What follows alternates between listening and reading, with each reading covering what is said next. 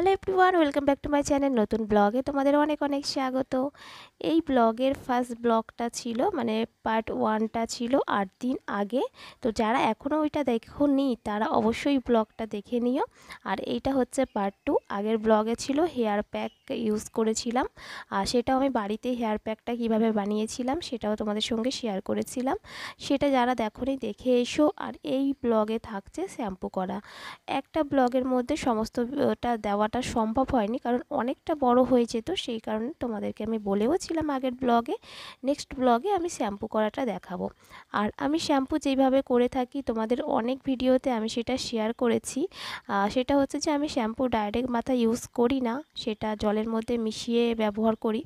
তো এই যে জলটা দেখতে পাচ্ছ গ্রিন কালার, এইটা হচ্ছে যেই সমস্ত জিনিস আমি প্যাক বানানোর জন্য ব্যবহার করেছিলাম সেইগুলোকে প্রথমে ফুটিয়েছিলাম, আর তার যে জলটা বেরিয়েছিল সেটা দিয়েই আমি শ্যাম্পু করব।